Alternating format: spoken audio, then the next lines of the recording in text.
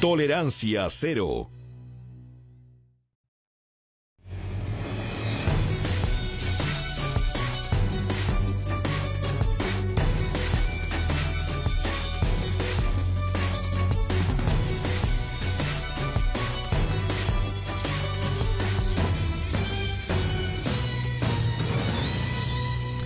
¿Cómo están? Bienvenidos a Tolerancia Cero. Esta noche tenemos de invitado al precandidato de Chile Vamos, Sebastián Piñera, expresidente de la República. Bienvenido.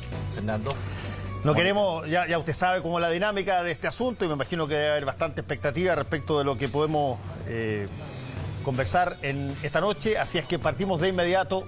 Daniel Matamala tiene la palabra. Me la gané yo el comienzo. Oiga, pero una pequeña... Sí.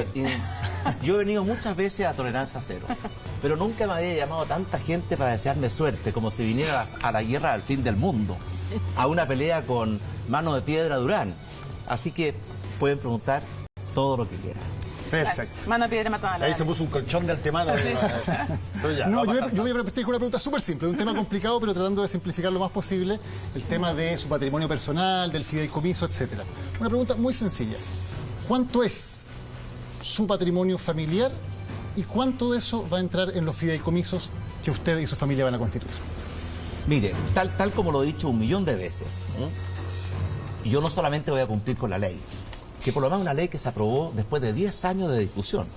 Y en un Estado de Derecho, la ley es el estándar. Por encima de la ley, uno lo hace voluntariamente. Porque si cada uno tuviera que seguir lo que le exige cada uno de los demás, sería una solución imposible. Pero yo voy más allá de la ley porque voy a incluir los fideicomisos ciegos, no solamente lo que la ley exige. Voluntariamente voy a extenderlo a todas las acciones en el extranjero. Y mi señora, Cecilia Morel, voluntariamente hizo declaración de intereses y patrimonio y también va a incorporar los fideicomisos, lo que está en Chile y lo que está en el extranjero. Y finalmente mis hijos, que no tienen ninguna obligación legal, se comprometieron a hacer un fideicomiso sobre los activos de Sociedad Anónima en Chile y actuar con prudencia en todas las demás inversiones. La pregunta sobre cuál es el monto de su patrimonio y cuánto de eso entrará en el fideicomiso. Bueno, si usted ve mi declaración de intereses y patrimonio, prácticamente todo lo que está ahí va a terminar en fideicomiso ciego. Ya, pero lo que pasa es que, ¿por qué es importante la pregunta? Me parece a mí, porque es importante responderlo. Porque sin esa información no podemos evaluar cuánto del patrimonio familiar va a entrar efectivamente en el fideicomiso, qué proporción de ese patrimonio va a estar en el fideicomiso y qué proporción va a estar fuera. Por eso me parece importante. Son dos cifras sencillamente que las podamos transparentar. Yo diría que el grueso, sumando los fideicomisos de mi persona, de mi señora y de mis hijos, el grueso, la mayoría, va a estar en fideicomiso. ¿Qué significa el grueso? ¿Qué significa la mayoría? Más de la mitad.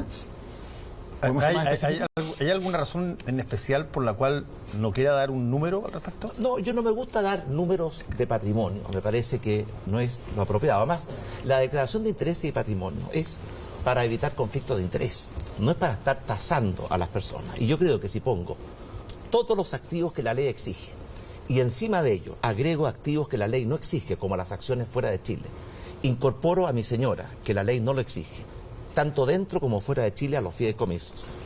Y además mis hijos incorporan todas las acciones dentro de Chile, estoy yendo mucho más allá de la ley, cosa que no ha hecho ningún expresidente, ningún candidato. Y por tanto siento que voy mucho más allá de la ley porque yo creo que es algo que estoy dispuesto a hacer en beneficio de la transparencia y de poder dedicarme en cuerpo y alma a ser un buen presidente. Es que si no sabemos, si no tenemos esa información, precisamente no podemos evaluar cuáles son los conflictos de interés que quedarían fuera del fideicomiso. No podemos evaluar ni su extensión ni su eventual alcance. Le pongo solamente un ejemplo.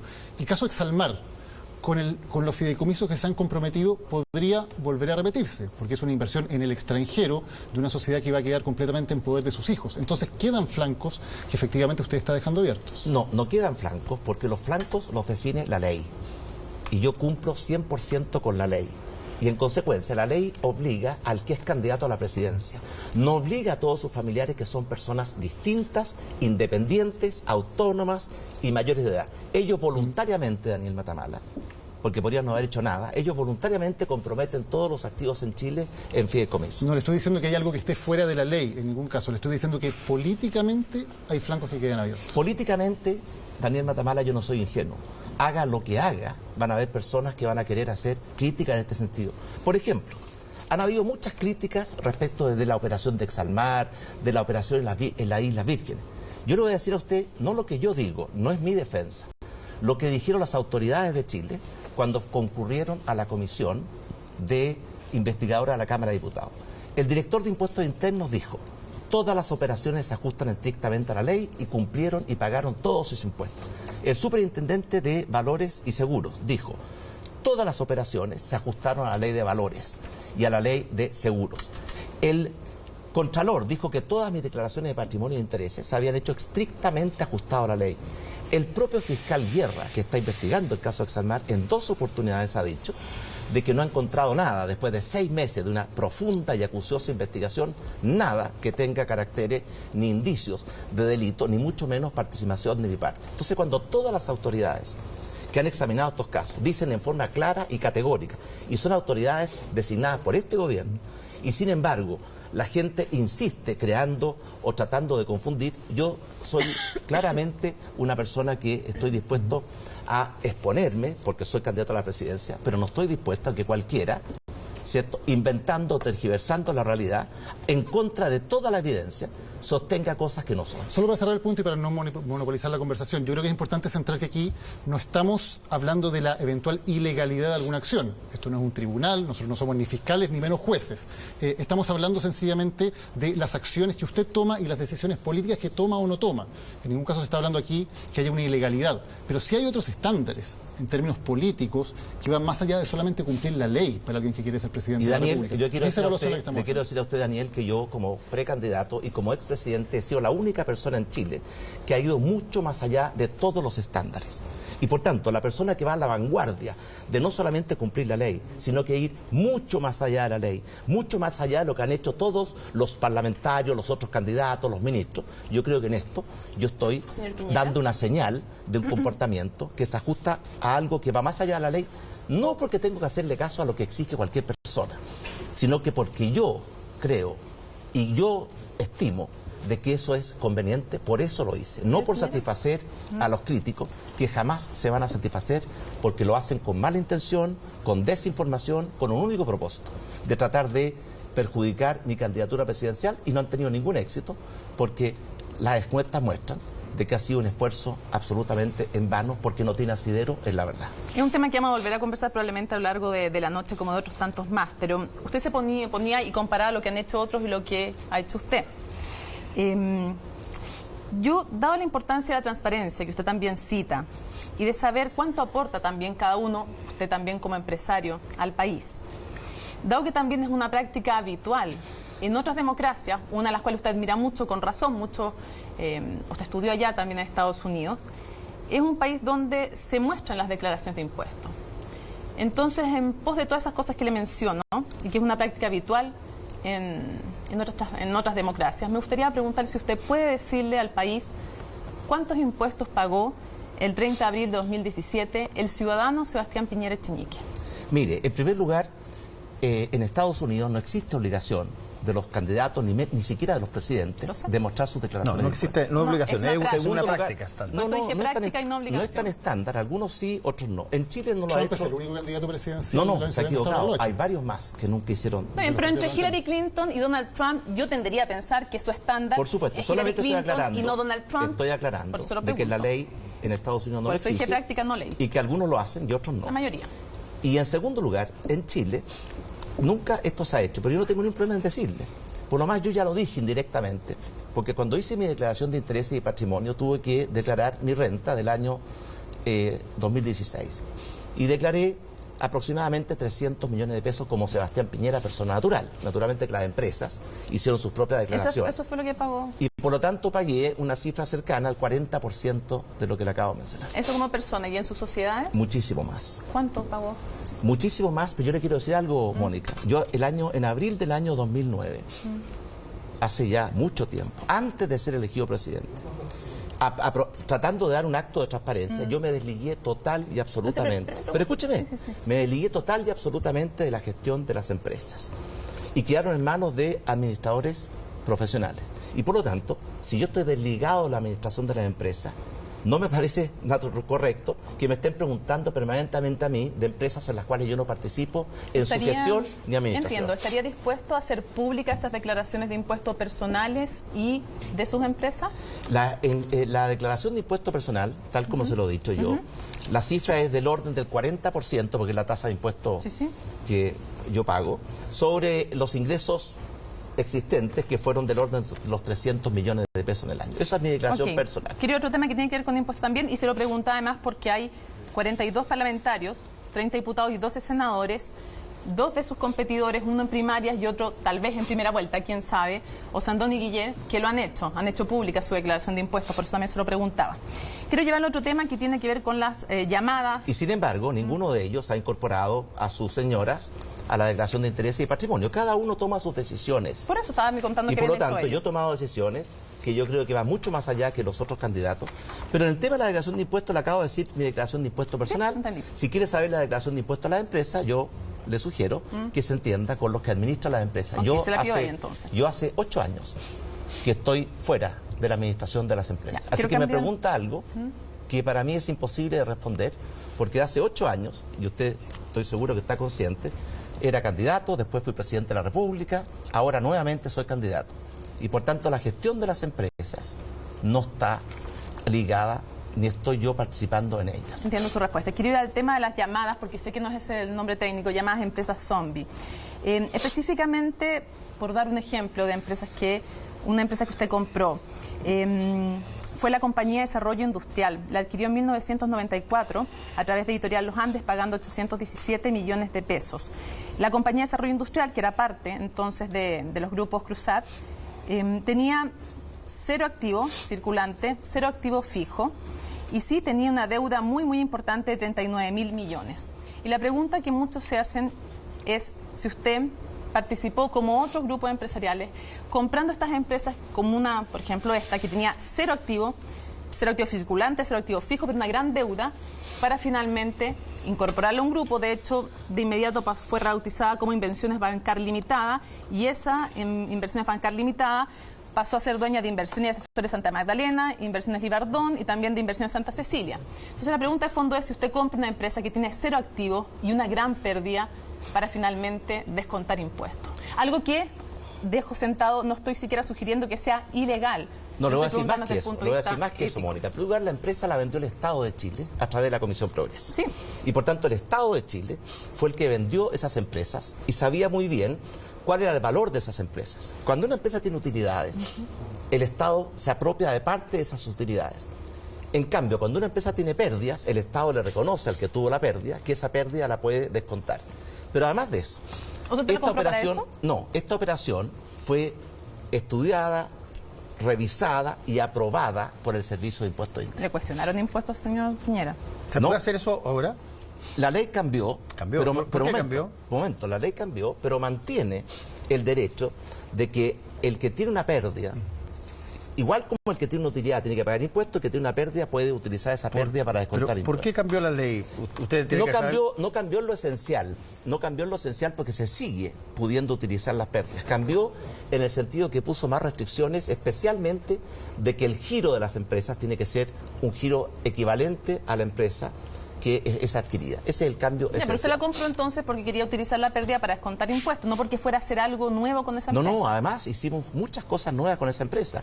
Esa empresa se transformó en una matriz que tenía una historia de más de cientos de años, y esa empresa es la que hizo muchas inversiones en Chile. El nombre de la empresa, de hecho, hasta el nombre le cambiaron de inmediato pero a Inversiones Bancar. el hecho de que cambie el nombre, Mónica, no significa que cambie la empresa. Pero esa empresa que se compró, se capitalizó, y esa empresa hizo una enorme cantidad de inversiones, hizo una enorme cantidad de proyectos y está funcionando hasta el día de hoy. Muchas gracias. Yo quería primero que nada declarar un conflicto de interés, porque como la gente sabe, yo fui parte del gobierno de Sebastián Piñera, y quiero dejarlo en claro antes de partir con la pregunta. Ahora le hago la pregunta porque representando lo que creo que es la inquietud de la gente, pero yo no soy parte de su comando, no soy representante de la aquí. Así que vamos al callo. Usted siempre se ha caracterizado por ser un hombre de consenso, un hombre que apoya las buenas ideas, sea que éstas vengan de un sector político o de otro sector político. Sin embargo, con este gobierno ha sido extraordinariamente crítico desde el primer minuto. Usted, de alguna manera, le ha puesto prueba no solamente a todas las reformas, sino que a la reforma educacional, a la reforma laboral, a la reforma, al proyecto de reforma constitucional, a la reforma, al distintos esquemas que ha llevado adelante el gobierno de Michelle Bachelet. Entonces mi pregunta es si realmente esto se debe a que usted considera que el proyecto ideológico de sociedad que estaba presentando Bachelet era malo para el país, o cuál es la razón que lo llevó a desde el primer minuto partir criticando con tanta fuerza el gobierno de Michelle Bachelet. Por una razón muy simple, porque yo leí el programa de la nueva mayoría, cosa que no hicieron, y lo han reconocido ahora muchos de sus principales líderes y autoridades. Y cuando leí el programa me di cuenta que era un programa muy malo para Chile, y por razones básicas. En primer lugar, porque era un programa que desconfiaba de las personas, de su libertad, de su capacidad de crear, de innovar, de emprender. Y en cambio confiaba excesivamente en el Estado. Y yo creo que debe ser justo al revés. Yo creo en las personas. ¿No le reconoce nada bueno a este gobierno? No he dicho eso. Leí el programa y me pareció que el programa partía de una orientación equivocada. En segundo lugar, se hacía cargo del diagnóstico de lo que se llama la calle. Y la calle siempre es menos reflexiva, más exaltada, son grupos de presión que solamente alegan por sus propios intereses, y se olvidó de las prioridades de la gente. Y por eso todas las reformas que planteó la presidenta Bachelet en su programa, a mi juicio, iban a ser muy malas para Chile. A pesar que cuando se hizo la reforma tributaria, el gobierno y el ministro Arenas dijo que no iba a afectar el crecimiento, que no iba a afectar la inversión, todos sabíamos, los que entendían de lo que decía el programa y entendían de economía, de que iba a ser un golpe letal al crecimiento, a la inversión. Cuando se hizo la reforma educacional, que esencialmente, en lugar de fortalecer la educación pública y mejorar su calidad, apuntó a matar a la educación privada subvencionada, yo pensé que eso iba a significar un atentado a la libertad de educación y a la calidad de la educación, como ha sido. Les quiero recordar a todos ustedes que durante este gobierno la prueba Simpson lo único que ha hecho es caer. Cuando vimos la reforma laboral, que en el fondo le daba todo el poder a las cúpulas sindicales, quitándole el poder a los trabajadores, también yo pensé que era una mala reforma. Por eso, porque la ideología es equivocada, porque el diagnóstico era equivocado, porque además las políticas se diseñaron mal y se implementaron peor, porque incluso algunos ministros decían, esto es para quitar los patines. Yo pensé que era un mal programa para Chile, y yo sentí que mi responsabilidad era decirlo con mucho respeto, sin descalificar a nadie, pero con mucha claridad. Y desgraciadamente el tiempo me ha dado la razón, porque todos sabemos que hoy día Chile no crece, no crea empleos, está destruyendo los buenos empleos, los salarios se están estancando, la calidad de la educación y la calidad de la salud están absolutamente dejadas de lado, y además tenemos una delincuencia fuera de control. Por eso yo creo que este no ha sido un buen gobierno. Y en dos palabras, y lo he dicho otras veces, yo creo que en Chile hoy día tenemos un mal gobierno y un gran país. Y lo que nosotros queremos hacer democráticamente es reemplazar a ese mal gobierno para recuperar nuestro gran país. Pero ¿no le reconoce nada bueno al gobierno? Le reconozco muchas cosas buenas. Por de pronto no pongo en duda las intenciones de la presidenta Bachelet. Yo creo que la presidenta Bachelet quiere lo mejor para Chile. Y la agenda pro transparencia. Y además yo creo que se avanzó mucho en la agencia pro transparencia y en la agencia de probidad. Sí. De hecho, la nueva ley de probidad fue elaborada en gran medida durante nuestro gobierno. Y hoy día se ha implementado, y yo creo que es bueno para Chile que tengamos mejores mecanismos de transparencia y mejores mecanismos de fiscalización. Pero yo también creo que cuando uno juzga a los gobiernos, tiene que juzgarlos por lo que realmente le importa a la gente. Catalina, ¿cuáles son las 5 prioridades más importantes de la gente? Empleo. Estamos destruyendo los empleos. Salarios están estancados. Salud está en crisis. Educación está retrocediendo. Delincuencia está fuera de control. Entonces un gobierno que en las 5 principales prioridades de los chilenos, lo único que ha hecho retroceder, no es un buen gobierno. Y eso yo lo digo con respeto, pero con mucho fundamento. Fernando Villegas. Buenas noches, ¿cómo está? Le quiero preguntar, para irnos ahora al futuro, vamos a suponer que usted fue elegido y es presidente, voy a preguntarle exactamente lo mismo que le pregunté a la señora Sánchez, y que quise preguntarle a Osandón, pero por ciertas penosas circunstancias no pude hacerlo.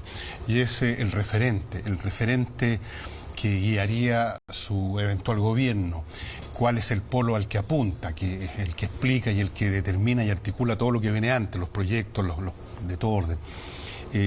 Ese referente es simplemente el capitalismo, la sociedad individualista, donde el que interesa es la persona, si le va bien o le va mal, lo que logra con su esfuerzo, lo que logra con su inteligencia, con su disciplina, con lo que sea, hasta con su suerte incluso, donde el Estado vuelve a cumplir simplemente una función accesoria, anexa, más o menos anexa, más grande que antes, pero todavía lateral.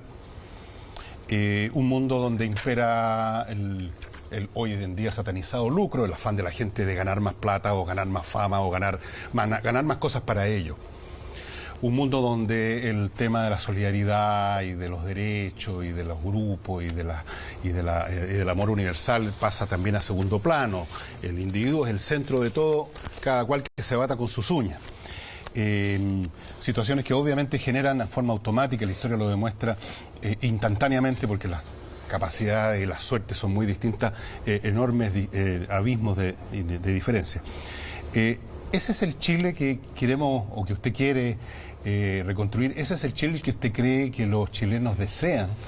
Ese Chile competitivo, feroz muchas veces, consumista. Ese Chile que vimos en una versión bastante distorsionada y bastante pedestre, diría yo, bastante bastardeada, en los años 80, en los años finales del régimen militar. Ese Chile de la radio Kioto, ese Chile de los tipos haciendo cola a comprarse un auto, ese Chile del que no conoce al vecino y que le importa un cuesco al vecino. Ese es el mundo al que pretendemos regresar, ese es el mundo que se quiere construir, ese es el mundo al cual están apuntando sus distintos proyectos y que se tendrían que manifestar o articular en la forma de proyectos específicos. Por ejemplo, en el caso de la educación, si uno cree en eso, tiene que destruir varias de las reformas que se han implementado. Si uno cree en el individualismo, en la sociedad, que cada cual se las bate por su cuenta, tiene que destruir muchos de los planes de salud que se están llevando a cabo, bien o mal, pero que se están llevando a cabo. Me gustaría saber eso porque me lo preguntaba una de mis hijas, me decía ¿qué quiere hacer Piñera? ¿Quiere retrotraer todo a ese mundo que nosotros no alcanzamos a conocer porque no habíamos nacido? ¿Qué es lo que va a rescatar de lo que se ha hecho? ¿Qué clase de Chile vamos a generar en unos años más si es que él es presidente? Bueno, definitivamente esa caricatura es una de ese caricatura, mundo sí, pero se la pongo como caricatura egoísta, para que quede bien claro. No es lo que queremos para Chile y ciertamente no es lo que yo quiero para Chile.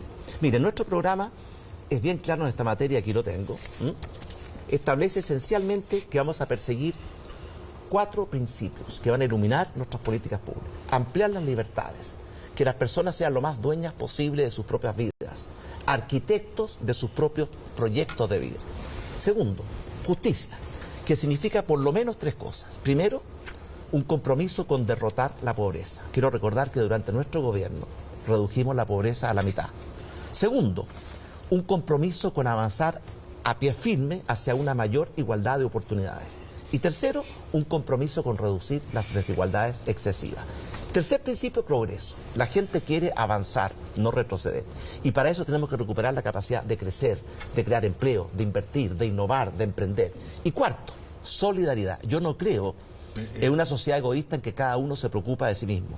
Yo creo en la solidaridad, que significa que tenemos que preocuparnos no solamente de nuestros proyectos, sino que también del proyecto de la comunidad a la cual pertenecemos. Déjeme preguntarle una cosita muy cortita, más, Fernando. Y para lograr eso, se requiere no solamente fortalecer la economía social de mercado, también se requiere fortalecer el Estado.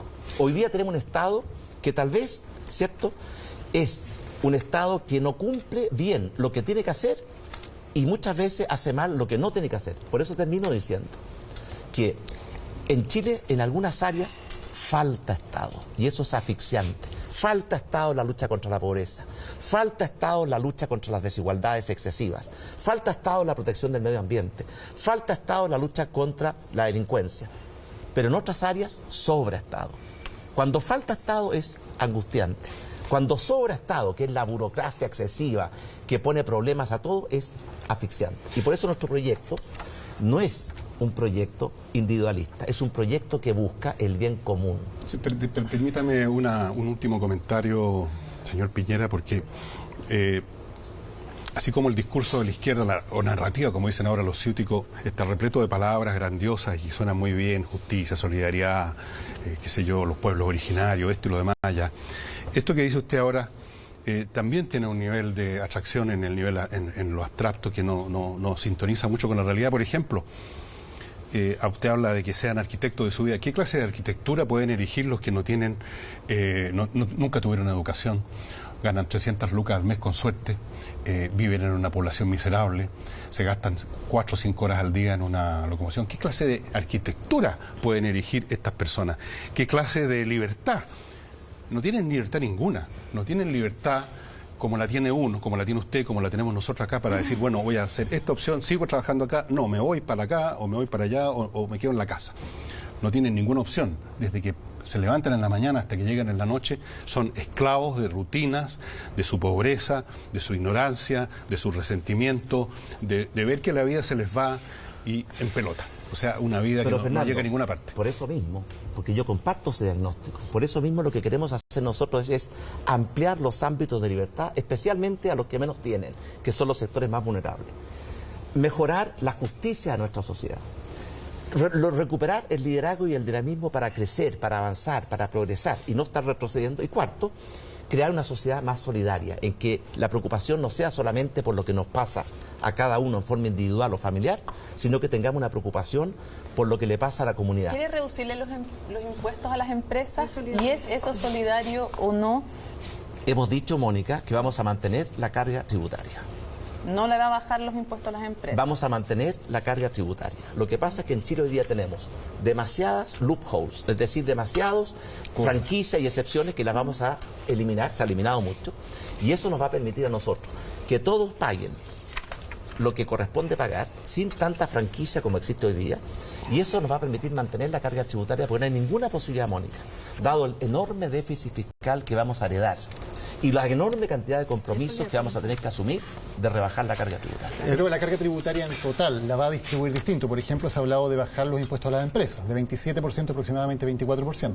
Lo que hemos dicho es que vamos a gradualmente hacer converger la tasa de impuesto corporativo a lo que es el promedio de los países de la OECD, manteniendo la carga tributaria. ¿Qué significa eso? Que en la medida que podamos eliminar franquicias, podemos hacer que todos paguen sin franquicias y ahí podríamos tener, o sea, efectivamente... Perdón, para ser claro, para no equivocarme en lo que usted dice, si se logra rebajar la franquicia o rebajar la evasión, ¿usted le rebajaría los impuestos a las empresas? Vamos a converger, Mónica, a la tasa de impuestos de la OECD. Eso implica por una razón muy bajarle, simple. pero para entenderlo, señor Piñera, porque lo están mirando en sus casas eso las personas. Eso implica bajarle los impuestos a las empresas. Eso significa que nosotros quisiéramos llegar a una tasa de impuesto corporativa, que es el promedio de la OECD, que hoy día es 25,5. O sea, bajarle. ¿Sabe en cuánto estamos hoy día, Mónica? Estamos en menos que eso. Sí, o sea... No, hoy día estamos entonces menos. ¿le va a subir a la empresa? No, hoy día hay una reforma tributaria que está en marcha, pero Sí. no ha estado en la aplicación. No está y por tanto, en aplicación completa. efectivamente, y por tanto lo que nosotros queremos hacer, porque si la solución única fuera subir los impuestos a todo el mundo, habríamos encontrado la piedra filosofal. Lo que usted tiene que hacer es combinar la carga tributaria con la inversión, con el crecimiento económico, con la creación de empleos, con la mejoría de los salarios. Yo le pregunto a usted, Mónica, ¿usted cree que es una buena política tributaria lo que ha ocurrido en este gobierno? Que está recaudando 8.000 millones de dólares, teóricamente, con la reforma tributaria, y por la pérdida en el crecimiento ha perdido 12.000 millones de dólares. Entonces, al final, el fisco se queda con menos ingresos que antes para financiar el gasto social y con la economía más paralizada que antes. Pero hoy la reforma tributaria llega a un nivel del 27%. Va a llegar, es cierto, en régimen, que es el año 2018. ¿Usted pretende que no llegue al 27%? No, lo que yo he dicho es que gradualmente en el tiempo queremos que la tasa de impuesto en Chile sea equivalente al promedio de los países de la OECD. Hay importantes expertos tributarios como Claudio Agustín, le cito uno, por ejemplo, que dice que esa comparación no corresponde y que hoy, de hecho, la tasa de impuesto efectiva que se paga en Chile por parte de las empresas es mucho menor que el promedio de la OCDE. Hoy día la tasa de impuesto efectiva que se paga en las empresas corporativas es del orden del 5,5% y estamos entre los países de mayor tasa de recaudación corporativa. Pero está comparando un sistema integrado con uno desintegrado, que son comparaciones. Pero la que se tasa de pueden impuesto hacer. corporativa, que es lo que usted me pregunta en Chile, lo que realmente se recauda por impuestos a las empresas es un poco más del 5% del producto. Eso ubica a Chile entre los países de mayor recaudación tributaria de las empresas. ¿Cuánto paga de los países de la OECD? un gran grupo económico, de los grandes grupos económicos del país? ¿Cuánto de sus ingresos los pagan impuestos? Bueno, paga un impuesto de primera categoría del 27%, cuando estemos en régimen, pero adicionalmente a eso, por todas las utilidades distribuidas tienen que pagar el impuesto global complementario, que hoy día llega al 40%. Y como no está íntegramente no está integrado totalmente, la tasa efectiva de impuestos a la renta puede llegar a ser 44,5%. Pero le pregunto cuánto Súmele pagan eso. en la práctica. No pagan los eso. Lufsich, los mates, los No, pornos, ¿cuánto pagan en total? le digo, por la parte que de utilidades de las empresas pagan un 27%. Por la parte que reparten y por tanto que se va a dividendos, pagan aproximadamente un 18% adicional y pueden llegar a un 44,5%. Sí. Y le digo algo, una cosa muy importante en esto, de que eso es lo que paga el impuesto corporativo. Además se pagan el IVA, los aranceles, los impuestos territoriales. Y por tanto en Chile, y esto es bueno que los chilenos lo sepan, en promedio los chilenos trabajan enero, febrero y marzo para el Estado. Recién en abril empiezan a trabajar para ellos mismos. Señor Piñera, quiero llevarlo a otro tema porque a mí me sorprendió bastante, le tengo que confesar, cuando en una reunión en Ecuador, en septiembre del año 2016, estando usted con el ex candidato presidencial Guillermo Lasso de Ecuador, Sí. le hace una pregunta el periodista, ya que se estaba llevando a cabo una consulta popular respecto justamente a este tema sobre los paraísos fiscales, y me gustaría que viera o recordáramos juntos ese momento para que veamos cuál es la respuesta. Recuerdo muy bien lo que Sí, respondí. pero quiero que lo recuerde el público, así que sería bueno que lo pudiéramos mostrar en este momento para que todos sepamos cuál fue esa. Escuchemos. Que es muy importante que los paraísos fiscales desaparezcan. Muchas veces los paraísos fiscales se utilizan para o actividades reñidas con la ley y con la moral, como lavado de dinero o ocultamiento de dineros que provienen del narcotráfico o del crimen organizado, o muchas veces se utilizan para evadir impuestos. Debiesen desaparecer los paraísos fiscales y que las finanzas internacionales deberían ser más transparentes, de forma tal de evitar que esos paraísos fiscales sean mal utilizados para actividades ilegales o para evasión de impuestos. Son en este momento, quiero decirlo porque de repente hay gente que está diciendo que somos... Que está grabado. Que está grabado, ¿no? Estamos al aire. 11:04. 11:04. Me pareció sumamente interesante lo que usted escoge decir cuando le hacen la pregunta sobre los paraísos fiscales. Usted lo dice, los paraísos fiscales sirven para muchas cosas buenas, para muchas cosas necesarias, para muchas cosas que son imprescindibles. No, usted parte y dice, es muy importante que los paraísos fiscales desaparezcan porque muchas veces los paraísos se utilizan para actividad, en fin. Usted ha constituido sociedades en paraísos fiscales. Mi pregunta es, ¿cuál fue el propósito de constituirlas en los paraísos fiscales? ¿Era para estas mismas cosas que usted dice por las cuales tienen que desaparecer? Por supuesto que no, Fernando. Lo que yo digo ahí lo mantengo 100% hoy día. Los paraísos fiscales son como un bisturí. Un bisturí se puede usar para operar, y es muy bueno, o se puede usar para degollar.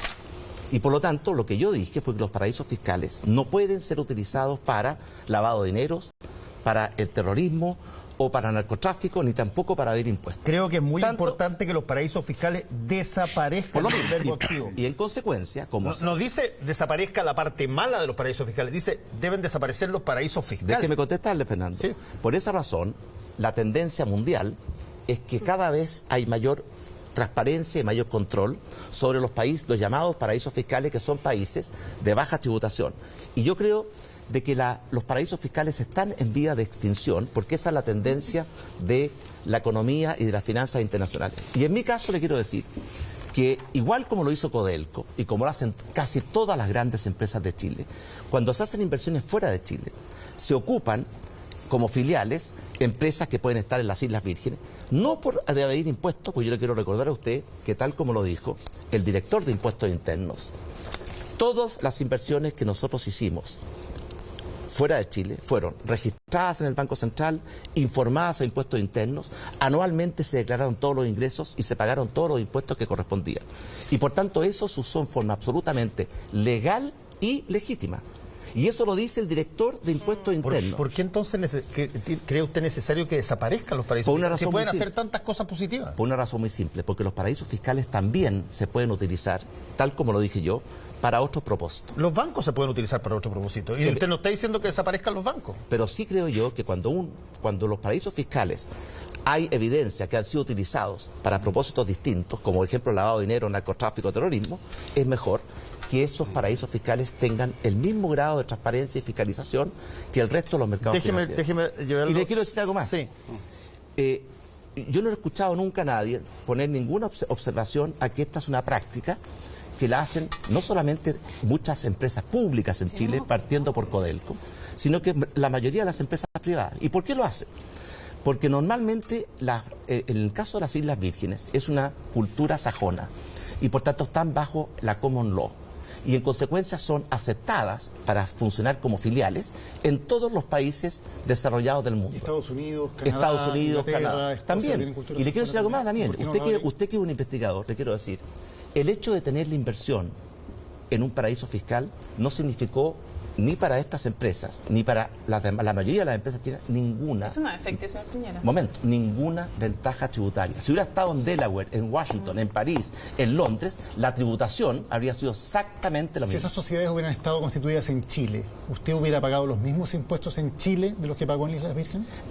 La legislación de la época establecía que las sociedades que estaban a través de filiales pagaban cuando remitían sus utilidades a Chile. Igual como en Chile, las empresas pagan su impuesto de primera categoría, pero el global complementario se paga solamente cuando se distribuyen las utilidades. Yo hasta ahora, escuchándolo a usted, encuentro puras bondades de los paraísos fiscales y no entiendo por qué es muy importante que los paraísos fiscales desaparezcan. Le voy a decir por qué. Porque esos mismos Déjeme agregarle una cosa más, sí. por favor, que me parece interesante. Ustedes de repente pueden haber visto lo que acabamos de ver y ven la sorpresa en la cara de Guillermo Lasso, que está al lado suyo. Y que fue el candidato a presidente y perdió. Después vino para acá, lo trajo usted también de visita, en una suerte de reciprocidad de visita, y tiene una cara de sorpresa Guillermo Lasso. ¿Cómo no va a tener una cara de sorpresa Guillermo Lasso si le está haciendo una pregunta a un invitado extranjero que dice que tienen que desaparecer los paraísos fiscales? Y 20 días antes de eso se había dado a conocer los Panama Papers, donde el mismo señor Guillermo Lasso tenía una cantidad brutal de empresas en paraísos fiscales y tuvo que hacer un problema bastante grande. Por lo tanto, mi pregunta, lo vuelvo a insistir, cuando usted las construyó, las cuentas en paraísos fiscales, ¿cuál era su propósito de usarlas allá? ¿Por qué no lo podía hacer de otra manera? El mismo propósito, Fernando, que tenían muchas empresas públicas y una enorme cantidad de empresas chilenas que invierten afuera. Era tener una filial en un país que permitiera poder operar en todo el mundo desarrollado, porque estaba bajo la ley sajona, lo que se llama la common law. Eso era una práctica absolutamente legítima, habitual, y uno tenía que declarar al Servicio de Impuestos Internos y al Banco Central que iba a hacer una inversión y en ese lugar. ¿Qué parte de la common law dice que tiene un tratamiento totalmente distinto los impuestos en esos lugares de los lugares de origen? No, un momento, Fernando. El tratamiento tributario para una empresa chilena que tenía una inversión en una filial en un paraíso fiscal era idéntico al que habría tenido si esa filial estaba en París, en Londres, en Inglaterra, en cualquier otro lugar. Pero además de eso, cuando yo digo que muchas veces los paraísos fiscales se ocupan para fines poco, ¿cierto?, deseables, como el narcotráfico, el terrorismo, el lavado de dineros. En consecuencia, yo estoy apuntando a que los paraísos fiscales pueden ser mal utilizados. Y por esa razón yo creo que es mejor terminar con los paraísos fiscales. Una pregunta, le quiero... ¿Puedo terminar yo para cerrar esta ya. parte? ¿Tiene todavía puertas abiertas en paraísos fiscales? No, tal como lo he dicho públicamente, en muchas ocasiones hemos decidido hacer que todas las inversiones se radiquen en Chile. Y si es que a usted le colocaran enfrente la pregunta que hizo el presidente Rafael Correa en la consulta popular, ¿está usted de acuerdo en que para desempeñar una dignidad de elección popular o para ser servidor público se establezca como prohibición tener bienes o capitales de cualquier naturaleza en paraísos fiscales? Contestaría sí o no, después de haber contestado que debían desaparecer exactamente en tiempo. Mientras los paraísos fiscales son legales, se registran en el Banco Central, se informan a impuestos internos, cumplen 100% con la legislación chilena y no significan ninguna evasión de impuestos, es una operación absolutamente legítima. ¿Por qué entonces es muy importante que los paraísos fiscales desaparezcan? Se lo he explicado 3 veces, sí, Fernando. Pero se lo he explicado por cuarta vez. No me lo expliqué. No, se lo he explicado por cuarta vez porque no lo he entendido. Porque los paraísos fiscales también, porque los paraísos fiscales también se han utilizado para otros propósitos. Entonces deben desaparecer. Por eso deben desaparecer.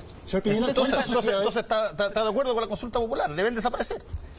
por supuesto que deben de desaparecer, lo he dicho 2 veces, pero eso no significa que quien tenía inversiones en ese tipo de filiales, como lo tenían casi todas las empresas chilenas, incluyendo las empresas públicas chilenas, incluyendo la más grande empresa chilena de todas, que es Codelco, lo hicieron, tal como lo hicimos nosotros en esa época, cumpliendo 100% con la ley, sin ningún ánimo de evadir ningún impuesto, sino que solamente como una facilidad operativa. O sea, deben desaparecer.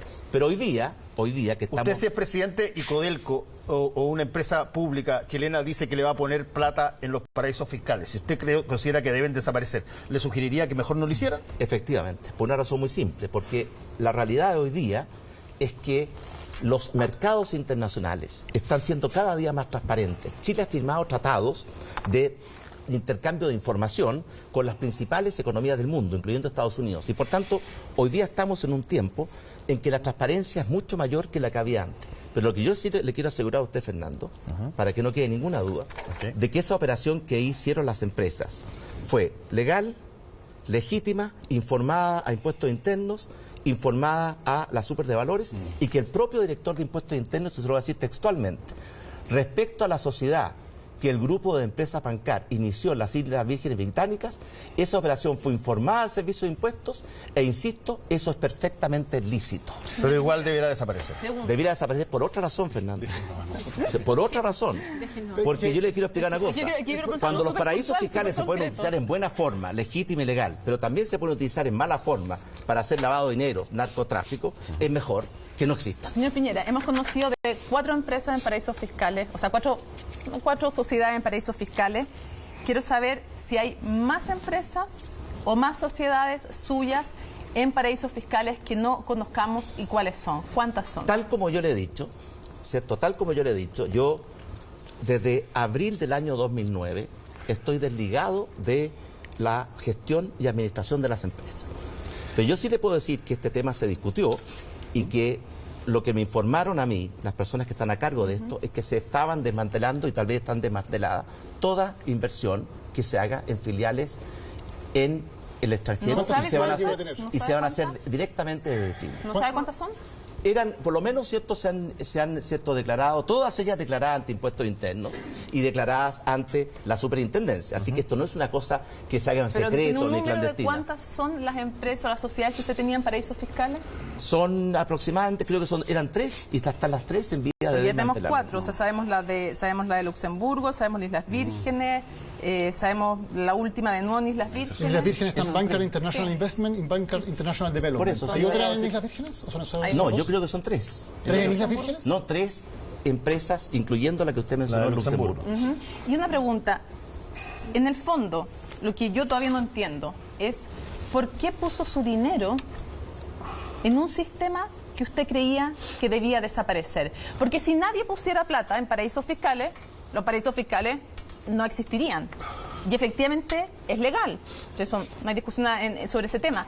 El punto es por qué poner dinero, por qué contribuir a un sistema que usted mismo creía que había que hacer desaparecer cuando habían otras posibilidades. Y que lo haga Codelco, además, yo no encuentro que esté bien. No porque Codelco lo haga, está bien. Por la misma razón que Codelco, que también tenía una filial en un paraíso fiscal y ahora ha decidido desmantelarla, lo hicimos nosotros en su época. Estamos hablando de la década de los 80. ¿Mal de mucho? No es mal de mucho, Mónica. Usted está tratando de insinuar que aquí hay un mal. Le voy a insistir una vez más. No, usted lo dijo. No, es usted mismo lo dijo. La operación que nosotros hicimos en Islas Vírgenes es legal, legítima, pagó todos sus impuestos, se informó al Banco Central, se informó a la super de valores y por tanto no significó ninguna evasión de ninguna naturaleza. Evasión no, era un menos incremento. pago de impuestos. Yo creo que está no hecho significó ninguna disminución en el pago de impuestos. Claro que sí, Cero. porque el impuesto de primera categoría que usted hubiera pagado aquí hubiera sido más alto que lo que pagó en un paraíso fiscal. Por eso se llama un paraíso fiscal. Pero y no Mónica está infierno equivocada tributario. porque le acabo de decir a usted, y usted que es una periodista que se informa, antes de hacer estas afirmaciones debe informarse mejor,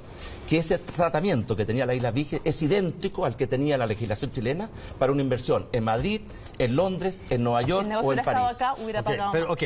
Claro, pero la ley, yo creo que quedó claro. La ley hacía una diferencia, y yo le quiero una cosa, cuando yo voy a pagar el IVA y me cobran el 19%, yo no le pido, ¿cierto?, al que me está vendiendo una Coca-Cola que me cobre el 30% de IVA. Pago lo que la ley dice. Sí. Y eso fue lo que hicimos nosotros.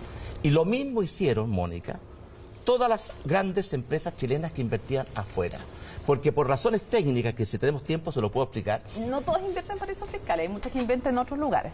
No, No todas las la- grandes empresas de Chile No, son pero paraísos para- fiscales. los Le efectos acabo de prácticos, explicar, Mónica, para de los que el hecho de efectos invertir, prácticos. no, que el hecho es que yo quiero que quede claro porque usted está dejando una situación que no queda clara. El hecho de haber tenido la filial en un paraíso fiscal no significó ninguna diferencia en el pago de impuestos con respecto a haber tenido esa misma filial en cualquier otro lugar del mundo. Está bien.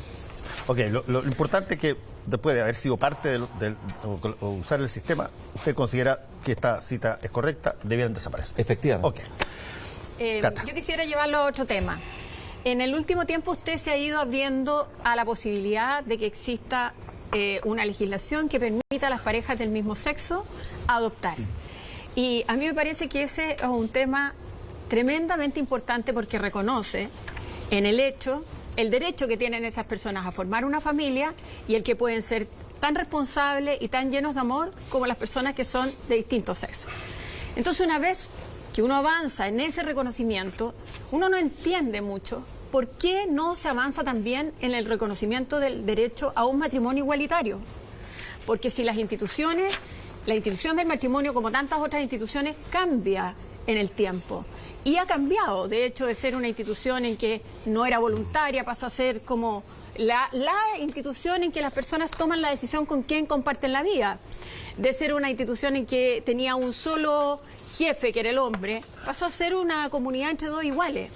¿Por qué no pensar también que se puede avanzar hacia un matrimonio igualitario? ¿Cuál es Bueno, su en postura? primer lugar, respecto al tema de la adopción, las parejas no tienen derecho a adoptar.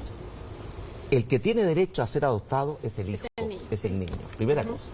Y por tanto no hay nadie que tenga derecho a adoptar a un niño. Y la legislación en el mundo entero y en Chile establece que debe privilegiarse siempre el interior superior del niño. Y por lo tanto en Chile tenemos una ley de adopción que nosotros hemos comprometido perfeccionar en dos sentidos. En primer lugar, es muy lenta. En promedio, una adopción toma en Chile cerca de 3 años.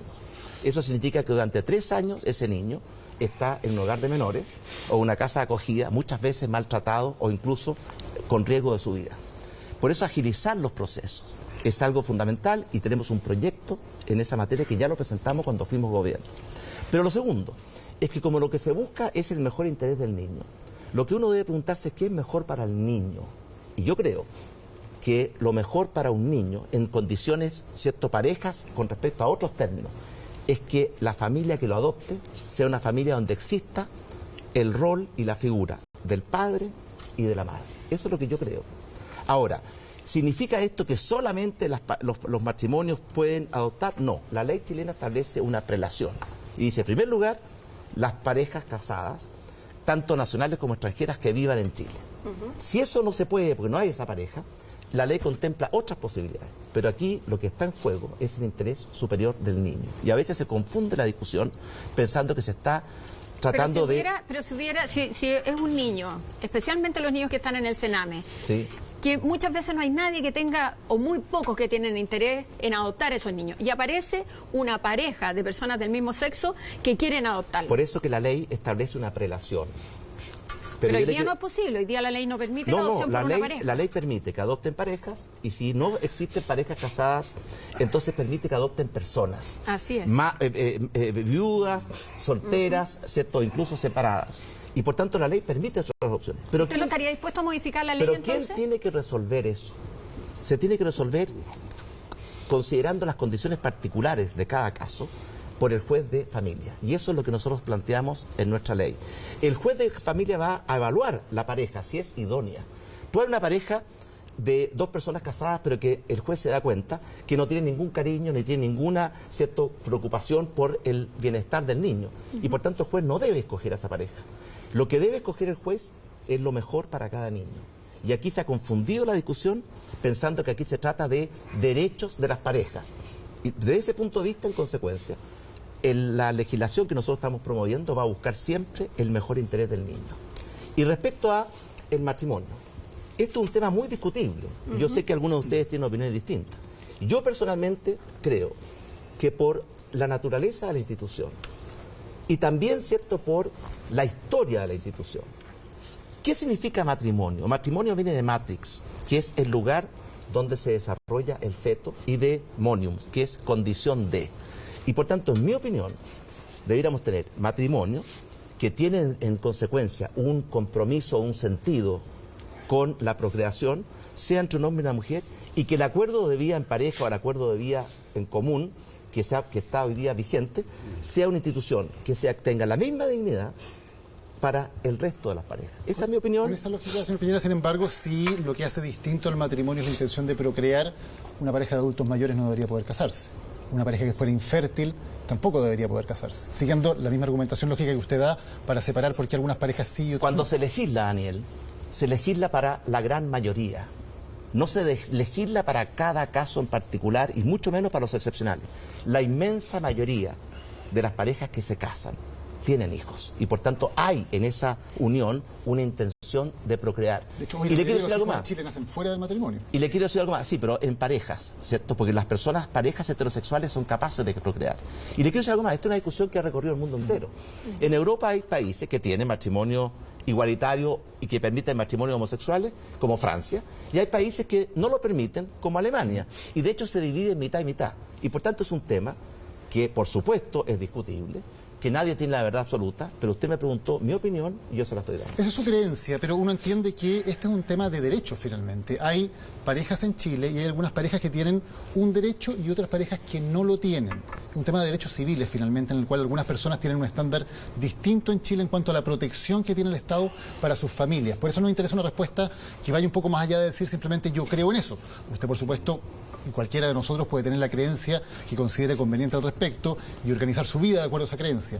Pero cuando hablamos de leyes que establecen derechos diferenciados para unos y para otros, uno entiende que tiene que haber una razón muy fuerte para entregarle más derechos a algunos chilenos y quitarle en cambio esos derechos a otros chilenos. En primer lugar, cierto, nosotros no hemos quitado derecho a nadie porque fue nuestro gobierno el que presentó, no reconocer los mismos derechos. el que presentó por primera vez el acuerdo de vida en pareja. Y usted recordará que fue con mucha discusión dentro de nuestra propia coalición. Sí. ¿Por qué? Porque fue por culpa de su propia coalición que no lo pudo usted llevar en parte. Pero mire, en Chile hay 2 millones de personas que viven en pareja sin estar casados. Algunos, la inmensa mayoría, son heterosexuales. Una minoría son homosexuales. Y en consecuencia, lo que nosotros hicimos fue no solamente proteger ciertos derechos de naturaleza patrimonial, como el derecho a la salud, el derecho a la herencia, el derecho a la previsión social, sino que también darle un reconocimiento de que esa relación es una relación de amor, de afecto, de cariño, y que requería una dignidad. Pero no es lo mismo, Daniel. Lo que es discriminación arbitraria es cuando se trata igual a 2 personas distintas o cuando se trata distintas a 2 casos iguales. Yo creo que no es lo mismo la institución del matrimonio, que tiene, ¿cierto?, una naturaleza, una biología que tiene que ver con la procreación, de otra institución como es el acuerdo de vida en pareja, que podrá tener la misma dignidad y podrá tener los mismos derechos, pero es de naturaleza distinta. Fernando, ya que estás bufando hace rato. No, estoy bufando. Con eso que dijo de Matrix, Simonio, todo, me dejó leerlo, no sabía que era lingüista también. Bueno, se ha hablado tanto de dinero que yo creo que sería bueno hablar de la institución, y usted la ha mencionado varias veces, que produce más dinero en Chile, que es Codelco. Es la empresa más grande de Chile, una de las más grandes del mundo. Y todos hemos sabido a lo largo de años que es una empresa donde se reparten muchos favores y ocurren cosas que no son muy católicas. Pero yo me fui enterando recién esta semana pasada, porque fue al programa que hago con Nicole Rodríguez, una persona que trabajó en Codelco muchos años como contador auditor, el señor Ricardo Castillo, que ha hecho esta denuncia. Muchas veces no le han dado mucha bola, la verdad. Hay una especie de silencio majestuoso sobre el tema Codelco. Y en sus análisis, que están basados en datos que tengo aquí, que se los voy a entregar a usted para que se divierta un poco, porque es increíble, Codelco es una empresa que entre negocios de presidentes, directores, vicepresidentes, ejecutivos, supervisores, entre inversiones mal hechas, entre no pago de impuestos por operaciones a futuro que no resultaron, entre inversiones como la mina fantasma de Salvador, como lo pone aquí este señor, pagos varios fuera de giro, fraude contable en la ISAPRE Codelco. Entre el año 2006 y el 2009 se fusiló Codelco cerca de 70.000 millones de dólares. Y me he enterado también... ¿Qué significa se fusiló? Se fusiló, se malgastó, se desapareció, se desvaneció, no llegó nunca a la... ¿70.000 millones de dólares o de pesos, Fernando? De dólares. Bueno, Yo creo que tu tu fuente fue solamente, no, o sea, el señor Castillo, que nos ha tuiteado todo y cada rato con su información, me parece sumamente curioso la situación, porque si fuera efectivamente una cosa como esa, usted me podrá decir, porque le tocó recibir el Codelco en el año 2010, ¿tenía un forado de 70.000 millones de dólares? Mire, el patrimonio de Codelco se estima entre, pues, ¿cuánto vale? ¿Cierto? Del orden de 30.000, 40.000, 50.000. Así que la cifra de 70.000 millones de dólares me sorprende. Pero sí voy al fondo. Pero supongamos que sea, vamos a suponer, para contentar la acuciosidad de Fernando Paulsen, que fuera la 10ª parte nada más. Sí, pero vamos a lo suyo, por eso. Que, entre paréntesis, la 10ª parte son 7.000 millones de dólares, que sí, corresponderían, por ejemplo, solamente a las pérdidas por las operaciones a futuro con una empresa china. Eso es una cifra que creo que está bastante establecida. Así que ya con eso sería suficiente. Más que suficiente. Más que suficiente. Tengo aquí una lista, y no son todas las páginas, de la cantidad de empresas con las personas que están ligadas a esas empresas, que tienen que ver con hermanos de ministros, ligados a determinada coalición, ligados a determinado gobierno, exministros, exdiputados. La lista es interminable. De personas que han formado parte o que forman parte todavía de Codelco, y que, basado en esta autonomía que ahora está siendo puesta un poco en telejuicio por la Contraloría, han hecho negocios con su propia empresa. Negocios, por supuesto, con algunos grados extras de ventaja, ¿no es cierto? Como saber de antemano las condiciones de las licitaciones, como conocer cuáles los precios que está poniendo el competidor, etcétera. Y es un tema que a mí, francamente, sean 70.000 millones, o sean 30.000, o sean 7.000, me parece desmesurado, en cualquier caso. Si usted, presidente, va a hacer lo que no ha hecho nadie, de meterle mano a esto, que a mí me parece, francamente, una especie de expropiación parcial, por lo menos, del 20%, diría quizás mayor, de una empresa pública, por los intereses corporativos de la gente que trabaja ahí, y especialmente de los más altos niveles. Estamos hablando de directores que en masa, en algunos momentos, han sido partícipes de negocios con su propia empresa, y negocios que, aquí están los detalles de las platas que están involucradas, por si usted los quiere ver, y a mí me parece una situación absolutamente inaceptable, porque esta se supone que es la empresa de todos los chilenos, ¿cómo lo llamaban?, la viga maestra de la economía nacional, y sin embargo está en cierto sentido capturada por intereses corporativos, por intereses particulares, y nadie a lo largo de los años ha tomado carta en el asunto, al punto que el señor Castillo empieza a convertirse en objeto de mofa, porque es tanto que ha mandado Twitter y ha mandado cosas, entonces parece una chacota, y sin embargo está tocando una cuestión central. Fernando, es verdad, yo creo que Codelco durante mucho tiempo ha sido utilizada, o se ha ido apropiando de ella intereses corporativos de múltiples naturaleza. Parte de esto tiene que ver, por ejemplo, con todos los contratos que se entregan sin licitación pública, en forma directa, y que muchas veces no satisfacen los criterios mínimos de transparencia y equidad. El informe de la Contraloría al respecto es muy, muy esclarecedor, porque establece con mucha claridad una enorme cantidad de contratos en que hay conflictos de interés, porque la persona que está vendiendo servicios tiene relaciones con alguien de que está comprando el servicio. Y eso hay que tomar cartas en el asunto en forma total y meridiana. ¿Qué hicimos nosotros durante nuestro primer gobierno? Cuando nosotros recibimos Codelco es una empresa que tenía que reinventarse o morir. Se estaba acabando el proyecto Chuquicamata a tajo abierto. Había que reinventar Chuquicamata en forma subterránea. Y se estaba acabando el proyecto de El Teniente, porque la beta estaba agotada y había que inventar una nueva beta a mayor profundidad. Y ellos nos plantearon un proyecto de inversión. Y querían que el Estado tenía que aportar esos recursos de inversión. Lo primero que planteamos nosotros, que no íbamos a entregar recursos del Estado si no era, ¿cierto?, contra proyectos económica y socialmente rentables. Y en segundo lugar, que había que ordenar para que Codelco volviera a ser una empresa plenamente eficiente, que había perdido esa característica por un aumento de costos muy significativo que había habido en el periodo anterior. Eso fue nuestra condición. Y por esa razón, los nuevos proyectos de Codelco, la nueva mina de Chuquicamata subterránea, la nueva mina del Teniente subterránea y el proyecto Andina, se están realizando con una exigencia en materia de eficiencia, de calidad de los estudios técnicos y por tanto de rentabilidad social del proyecto mucho mayor que lo que era tradicional. Ahora surge este estudio de Contraloría que muestra que tenemos estos graves problemas con mal control del buen uso de los recursos de Codelco que le pertenecen a todos los chilenos. Y por tanto en eso hay que definitivamente tomar cartas en el asunto. Perdón, le quiero hacer un par de preguntas, porque afortunadamente el cobre siempre me ha gustado, siempre lo he reporteado, y Codelco me parece extraordinario tocarlo. Y yo estaba, para serle franco, muy deseoso de que viniera acá y que alguien pusiera el tema de Codelco, si no lo voy a poner yo, porque me había sorprendido que usted no hubiese salido públicamente a hablar de Codelco en medio de estas cosas cuando se menciona, por ejemplo, que hay un señor que fue director, un señor que fue director de Codelco, y que el señor González, Augusto González, que recibió, potencialmente podía haber recibido por el mecanismo de salida que estaba escrito 550 millones de pesos. Acá yo me acuerdo que Fernando casi saltó, como dijo, ¿cómo alguien puede recibir 550 millones de pesos? Bueno, lo puede hacer. Sobre todo lo puede hacer si el acuerdo de salida es el acuerdo suyo. Se gestó durante su gobierno ese acuerdo de salida y además usted nominó a Augusto González en el directorio el año 2012. Después aparece una serie de cosas que se dicen que han durado muchísimo, pero se ríen en un momento dado de Herbie, el caricaturista, Premio Nacional de Caricatura, una persona que es encomiable, fantástica, que vendió durante 10 años en Codelco las tiras cómicas para explicar una serie de procedimientos, y aquí en montones de partes yo escuché, ¿cómo puede ser de que les paguen? Eran 150.000 pesos por tira cómica. A Herbie se le pagó durante todo su gobierno exactamente igual, y fue esta gestión de Óscar Landerreche con Nelson Pizarro la que cortó ese contrato.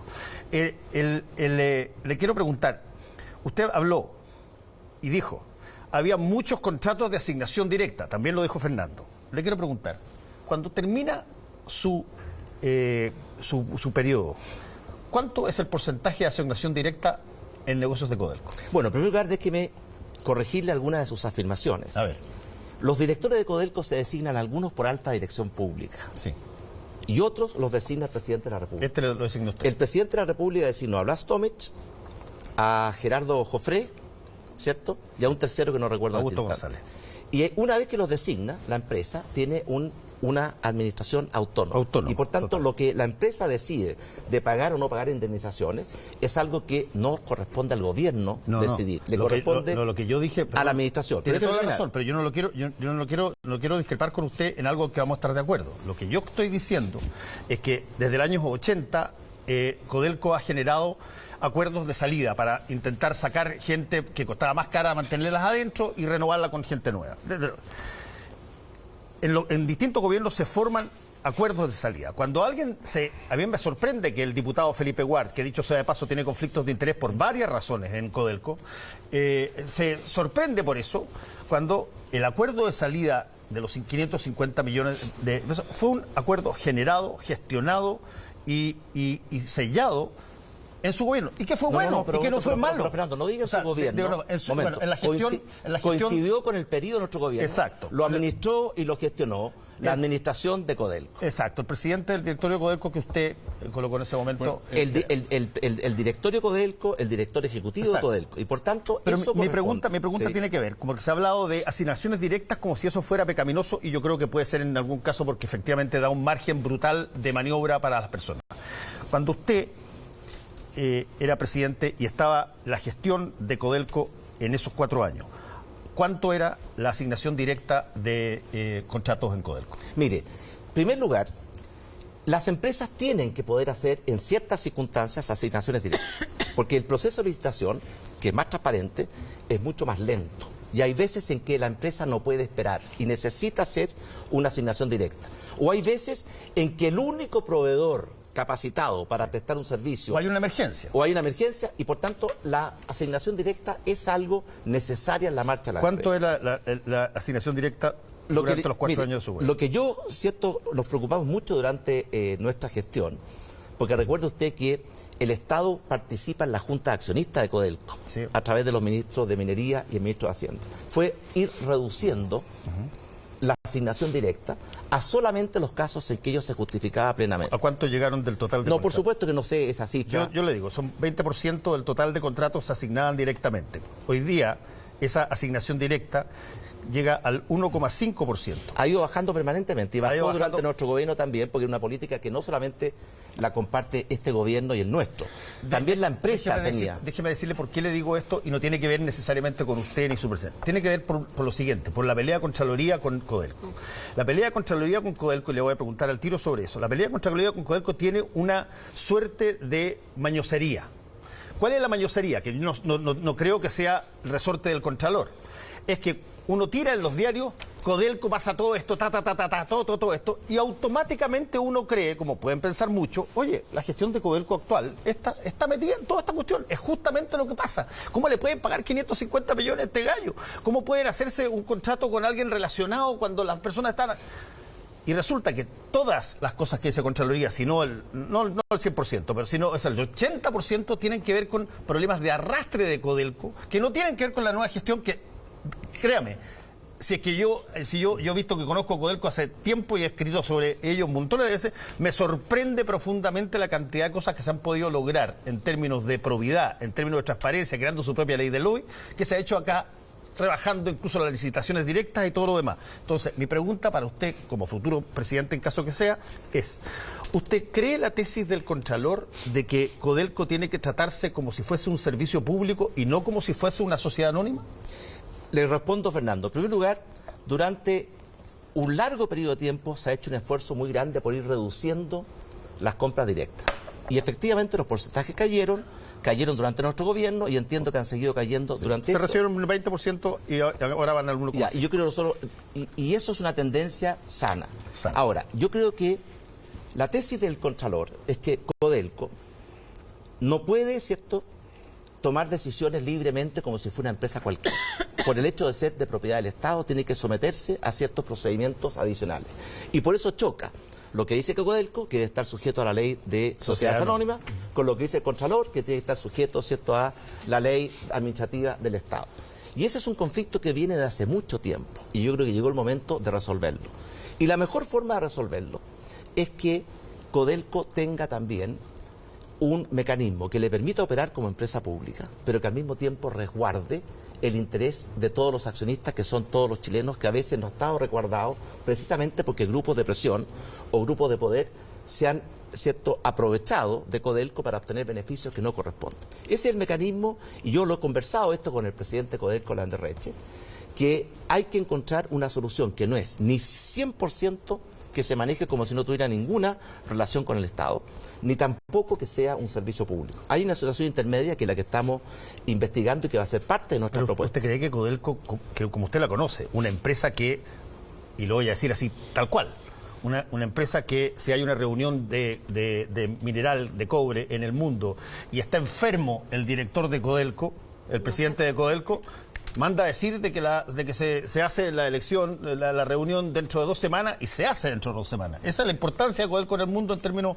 de cobre. Es una importancia que ha ido cayendo. Usted sabe que Codelco hoy día representa un porcentaje mucho menor de la producción de cobre en Chile y mucho menor de la producción de cobre en el mundo, porque Codelco, en relación a la minería privada, se ha ido quedando atrás.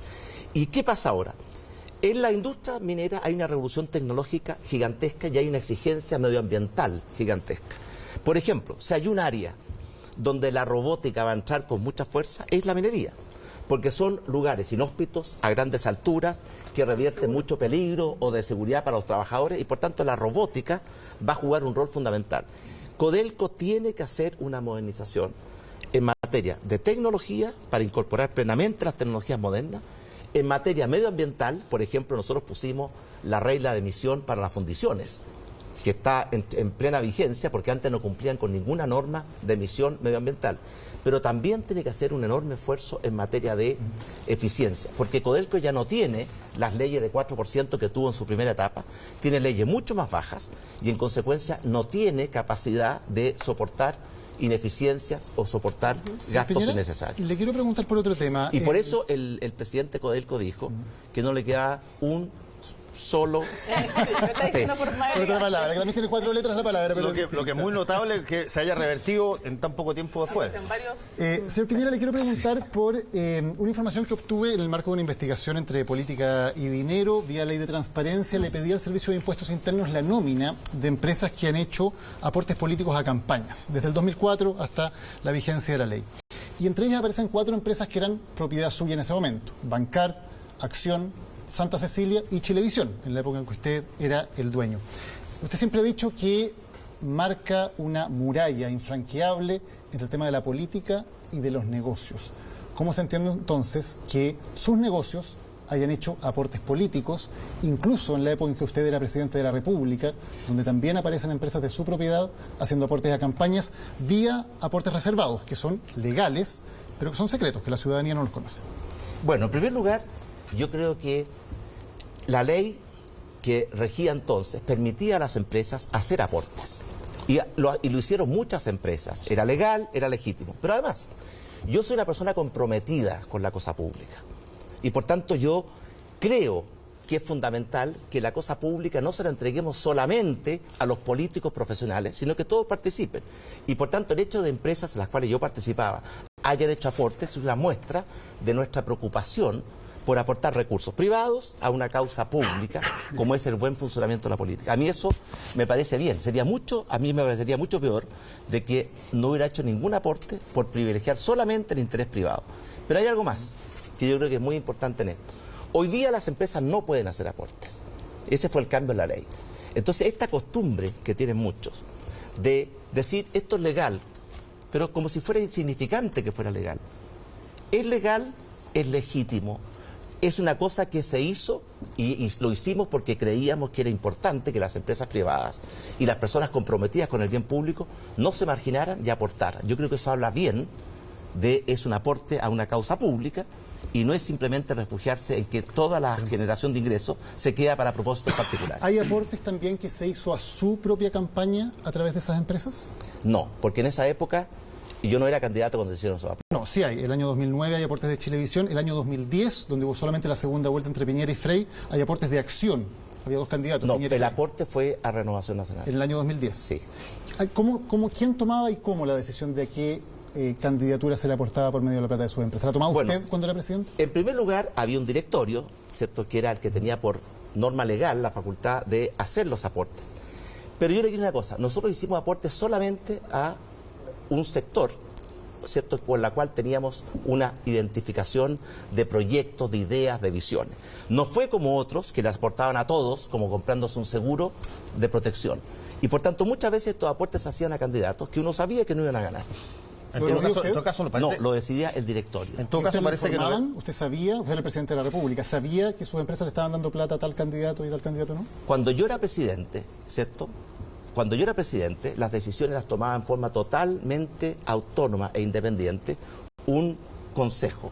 Y no tenía ninguna información, porque como se lo he dicho muchas veces, desde abril del año 2009, yo me desligué total y absolutamente de la gestión de las empresas. En 2008-2009, cuando Chilevisión hizo súper breve esos aportes, seguimos con el tema, es legal, y no estoy restando la importancia que sea legal, pero es legítimo que un canal de televisión que está obligado al pluralismo aporte a un sector político. No tiene nada que ver el pluralismo del canal, que tiene que ver con su línea editorial, con la independencia de los periodistas, y los periodistas que trabajaron en esa época en Chilevisión sabrán que existía una libertad editorial, existía un pluralismo, eran unas principales preocupaciones de lo que se haga con los dueños del canal, con sus utilidades. Ellos tienen derecho, ¿cierto?, a poder aportar de acuerdo a sus preferencias.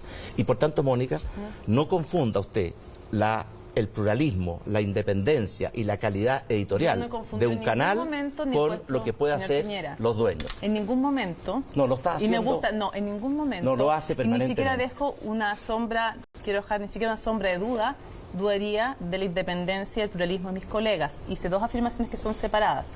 Un canal que está obligado en su línea y que probablemente lo cumple, estoy segura de ello y lo ha cumplido, pues no puedo tener más respeto que por mis compañeros. Esa entidad que tiene esas obligaciones y que las cumplió, sin duda alguna. Y por tanto el canal, durante nuestra administración... Como segunda cosa, sin mezclarlo con eso, le pregunto si le parece, y le estoy preguntando, no le estoy afirmando, le estoy haciendo una pregunta, si le parece que es adecuado que un medio de comunicación con sus utilidades entregue dinero. Usted me puede decir que sí o que no. Una cosa es que yo creo que los medios de comunicación tienen que ser honestos, comprometidos con la verdad, pluralistas y respetuosos de las distintas expresiones de la sociedad chilena, cosa que en los tiempos que yo estuve participando en televisión siento que se cumplió plenamente. Yo puedo dar testimonio de eso. Otra cosa muy distinta, y puede dar testimonio usted, y puede dar testimonio Jaime de Aguirre, y puede dar testimonio todo. Otra cosa muy distinta, ¿cierto?, es que con las utilidades que no afectan en nada, ¿cierto?, el pluralismo del canal, el dueño del canal pueda disponer de ellas libremente. Y esos aportes, señor Piñera, también obtuvieron franquicias tributarias, o sea, se descontaron impuestos por esos aportes de las empresas. ¿Es conveniente, se lo pregunto desde un punto de vista político, que un candidato presidencial o un presidente de la República con sus negocios haga aportes políticos, algunos políticos o campañas, y que además reciba beneficios tributarios por ello? Los aportes, igual como todo el resto de los aportes en esa época, se podían descontar, ¿cierto?, como gasto. Y eso era la ley. Esa era la norma. Si usted pretende que yo, ¿cierto?, por ser presidente de la República, no cumple con la ley, entonces cuando la velocidad máxima de un camino de 80, yo soy presidente de la República, tengo que andar a 40, y cuando el IVA es 19%, yo voy a comprar, y digo yo soy presidente de la República, en vez de pagar el 19, a pagar el 25, entramos a un terreno subjetivo sin límites. Y por eso le quiero decir a usted, en un Estado de Derecho, el estándar exigible a todos los ciudadanos es la ley. Pero para un presidente de la República, para ¿no hay un estándares presidente que están más allá de sencillamente... Por supuesto que la ley? sí, pero esos estándares los fija usted. Ok. Los fija cada persona libre y de acuerdo a su conciencia. Lo forja la ciudadanía con información transparente. Y yo de acuerdo, libre y voluntariamente, por ejemplo, decidí ir mucho más allá en la declaración de interés y patrimonio, en la constitución del fideicomiso. Si una sociedad democrática no debe estar esta información transparente para que sea la ciudadanía la que entonces tenemos que cambiar la ley. Esa ley no la hice yo. La ley establecía que era un aporte reservado. ¿Y sabe por qué? Porque lo que pretendió la ley fue precisamente que no existiera una ligazón y que el candidato no supiera. El candidato en estricto rigor que recibe no sabe quién le hace el aporte. En teoría, sabemos que en la práctica es distinto. No. Pero en todo caso, en algunos casos puede que el aportante informe al candidato. Pero de acuerdo a la ley, el aporte no lo conoce el candidato. O sea, no lo debiera conocer. No lo debiera conocer. En todo caso, aporte es una palabra súper interesante, porque en el caso de Renovación Nacional, cuando usted vendió las acciones de la Chile, le pidió que le devolvieran el aporte. ¿Qué, perdón? Cuando usted vende las acciones suyas de la Chile cuando llega de presidente, entre las formas que se pagan, se tiene que pagar una devolución de un préstamo a Renovación Nacional que usted hace. Se lo devuelve Renovación Nacional a usted. No, está nuevamente, ¿cierto?, confundido. A ver, acláreme entonces. Cuando yo era candidato, ¿cierto? Cuando yo era candidato, Renovación Nacional hizo algunos gastos para mi candidatura. Y yo sentí, ¿cierto?, que no correspondía que Renovación Nacional estuviera financiando esta candidatura y por tanto se le hizo un aporte a Renovación Nacional que lo hizo la empresa que se vendió. Correcto. Eso fue. Ok, y cuando ese aporte que se hace, usted decide que se distribuyan las platas que recibe cuando vende LAN, según lo que salió en la prensa, y entre las cosas que hay es la restitución de una plata que usted le pasó a Renovación Nacional. Claro, es como entonces, si yo... es un préstamo, no es un aporte. Pero hay que explicar, si yo le hago un préstamo a usted de 100 y después yo le hago un aporte de 100 y usted con ese aporte me paga el préstamo, ¿qué fue lo que quedó al final? Un aporte de 100. Usted recibió 100, ¿cierto? Y por tanto tuvo un aporte de 100. Lo que pasa es que uno no hace un aporte por cada gasto, porque eso sería operativamente imposible. Se hace un aporte por el bloque consolidado, exactamente. Vamos a separarnos un ratito y ya volvemos con lo que queda con el precandidato de Chile Vamos, Sebastián Piñera.